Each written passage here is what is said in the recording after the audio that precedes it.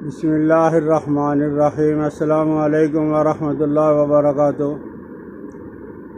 मेरे दोस्तों, आज ईद उल फितर है। लोग गर्म चीज़ों का इस्तेमाल करते हैं और गर्म चीज़ों की वजह से प्यास लगती है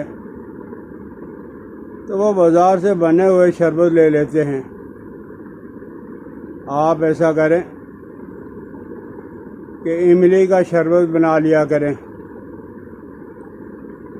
फारसी के अंदर, अरबी के अंदर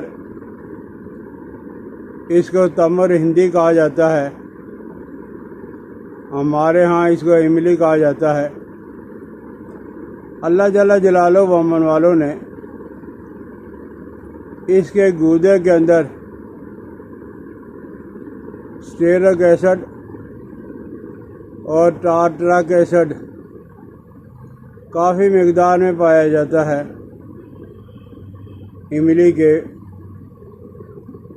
पेड़ के पत्ते भी इस्तेमाल होते हैं और उसका फल भी इस्तेमाल होता है। गर्मी अगर किसी को ज़्यादा तंग करे, सिर्फ 10 एक पत्तियाँ इसकी ले लें, पानी के अंदर उबालें। आधा किलो पानी हो, जब एक पाव रह जाए तो आप इसके अंदर शक्कर डाल के पी लें। ये काफ़ी ठंडी शरबत आपको मुहैया हो जाएगा।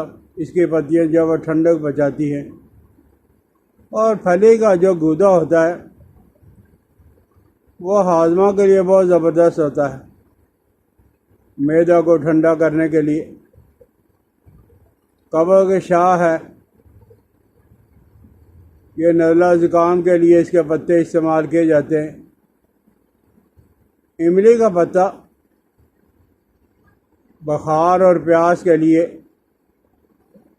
यानी इस वक्त जो मौसम चल रहा है उसके लिए बहुत ज़बरदस्त है। और ये हड्डियों के लिए और दांतों के लिए बहुत ज़बरदस्त चीज़ है। हर चीज़ को पकाने से उसके विटामिन ज़ाया हो जाते हैं, लेकिन इसको खुश करने के बावजूद भी इसके विटामिन सी जो वो ख़राब नहीं होते। इसका खट्टापन पेट में तेज़ाबियत को ख़त्म करता है और भूख को बढ़ाता है। और यही जो है इसका गूदा, इसको आप चटनी के तौर पे बना लें या वैसे जैसे आपकी तबीयत करती है।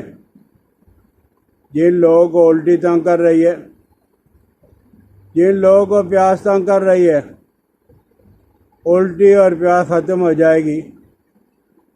पक्की इमली इस्तेमाल करने से कब्ज़ भी ख़त्म हो जाती है, बदहज़मी से दूर हो जाती है और गर्मी के अय्याम के अंदर यरकान हो जाता है, पीलिया, वो भी दूर हो जाता है। ये सर्द और खुश्क है। मुसिल सफ़रा है, यानी सफ़रा को खारिज करता है। सफ़रा को जब वह तस्कीन देता है। इमली का शरबत बना के गर्मियों में सफ़रावी बुखारों को दूर करने के लिए, प्यास की तस्कीन के लिए, और सबसे बड़ी बात यह है कि गर्मियों के अय्याम के अंदर जो बेचैनी होती है उसको तफरीह पहुँचाने के लिए ये मुफर्रिह है। तफरीह पहुँचती है, इंसान का दिल खुश हो जाता है, मतली क्या इससे बंद हो जाती है। लेकिन एक बात अपने जहन में रखें, जब आप अपने इमली का शरबत बनाना चाहते हैं तो इमली को भिगो के रख लें 3 घंटा के लिए, मुनासिब मिकदार में, जितना आप मुनासिब समझ रहे हैं। उसके बाद आपने इसका जो ज़लाल है, पानी है, वो आपने ऊपर से निसार लेना है, पुल लेना है। लेकिन हाथ से यह इसको आपने मलना नहीं है। मलने की वजह से ये जो पानी होगा उसके अंदर जायका उसका जब वो ख़राब हो जाएगा, मज़ा नहीं आएगा। तो आप इस हालत के अंदर पानी हासिल कर लें, शक्कर मिला के पिएँ, इंशाअल्लाह लजीज है। जब वो गर्मियों के अय्याम के अंदर आप देखोगे कि बाज़ार के अंदर से आप कितने महंगे महंगे शरबत लेते रहते हो, लेकिन आपने अगर इमली का शरबत 2 वक़्त सुबह शाम इस्तेमाल कर लिया, पूरा दिन जो है वो सुकून से गुजरेगा। इसलिए कि ये मुसक्किन हरारत और मुसक्किन सफ़रा है। तो बहरहाल है, गर्मियों के अय्याम के अंदर जिन दोस्तों को प्यास ज़्यादा लग रही है वो इमली के गूदे का इस्तेमाल करें शरबत के तौर पर।